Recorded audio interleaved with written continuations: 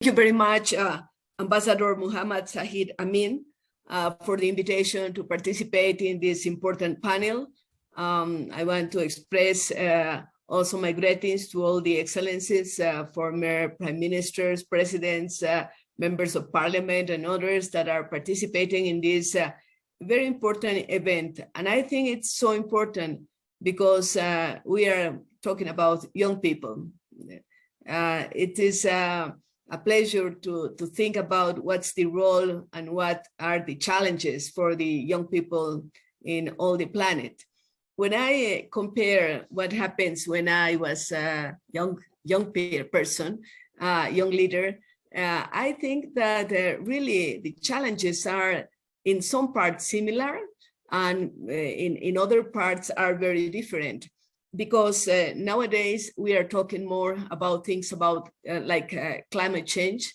For example, the last report of the IPCC is really a red alert for the people. It is not only what's going to happen, but what we have to do.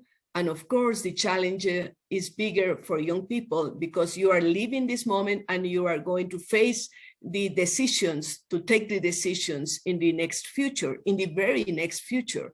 And in other parts, in other hands, we must talk about security, for example, what's happening on the world with all these situations that happen in different countries, not only because insecurity in between countries, but inside the countries, what is happening there.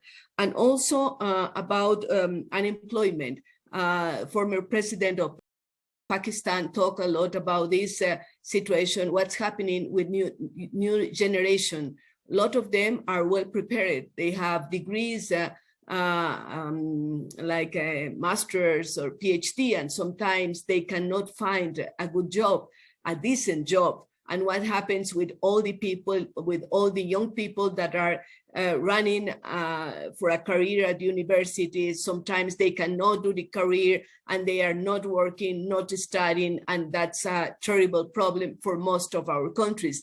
Especially I'm talking about what's happening in Latin America and South America, where we are living. And another big challenge is what's happening with health. We are crossing this pandemic situation with COVID-19.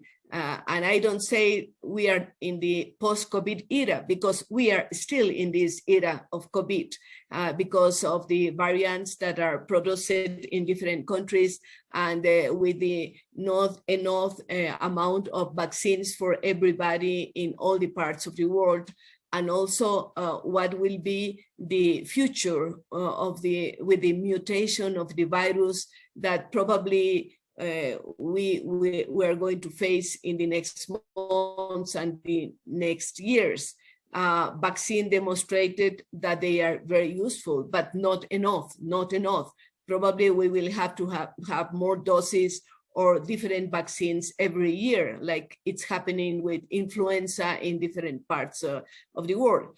And of course, I want to talk a little bit more about peace efforts. What's happening with peace efforts in the world?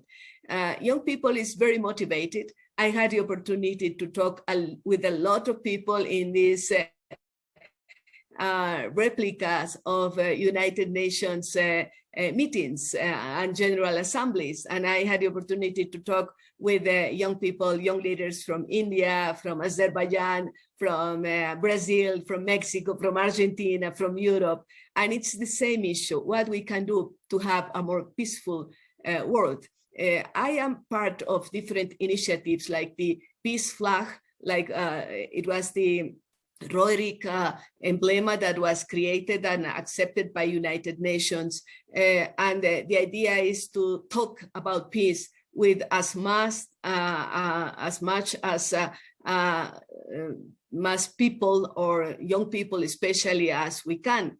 And we are doing that in different schools, high schools with teachers and others, because we are not only talking about not fighting between countries, but what is the meaning of the peace in our own life, what we can do for maintain a peaceful relationship with the others, with the classmates, with the people in the family.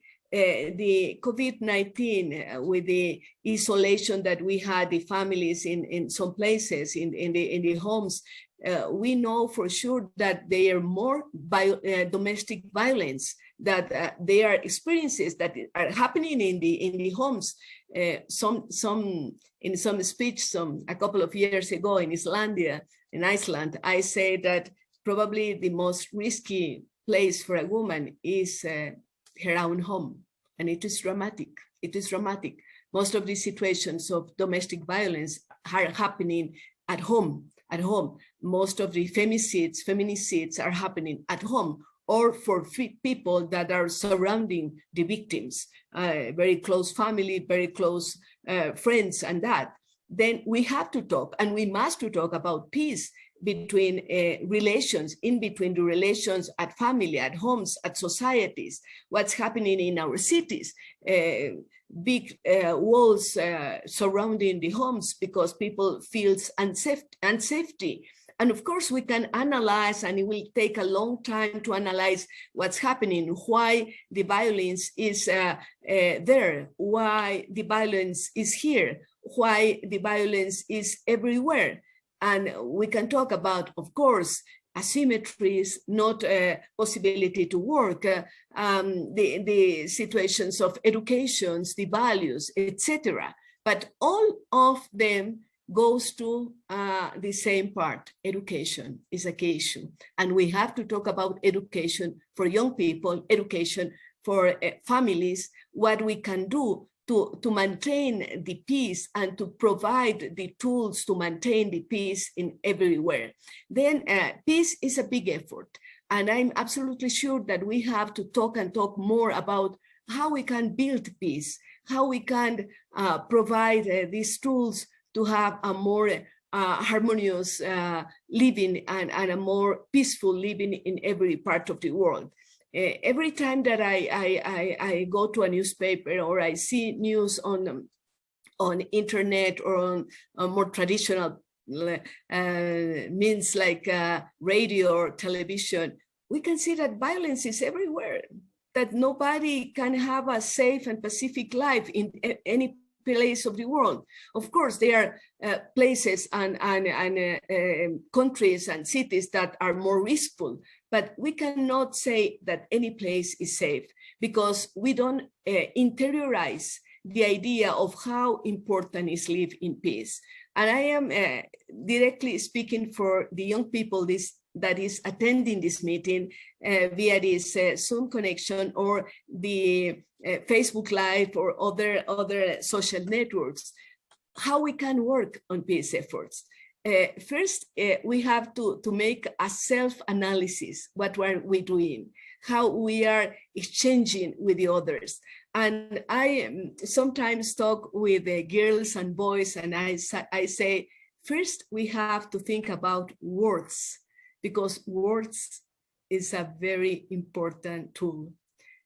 If we disarm the words and we put less the tone of how we are asking for something, how we are interacting with the others, with maths, with very close friends, with the family, we have to disable the weapons that are the words. We know for sure that most of the big revolutions in the world started by words, people writing, people saying things. The power of words is so strong. Then we have to think what words we are using, what kind of words we are using. Are they bothering others? Are they instigating others to commit acts of violence? And it happens in families, and it happens when we are strongly using strong words and all the time disappointing the others and misunderstanding the others. We are contributing to not have a Pacific world. Then we must start by words. And of course, education is a good space to start, but by family is very important. The binomials between family and school, it's so important that we must act together. Well, after words, we have to talk about actions, what kind of actions we must have. And we can talk about a lot of actions, but of course, starting but what is surrounding us, the very close circle, the family, the school, the high school, the university, the city, because sometimes we want to change the world, but we are not paying attention about what's happening around us. Then my last thought in this important conference is to talk to the girls and boys, to the students, and to the families. Let's start for words, continue with actions, and we for sure are going to have a better world. Thank you very much. Thank you, Yora.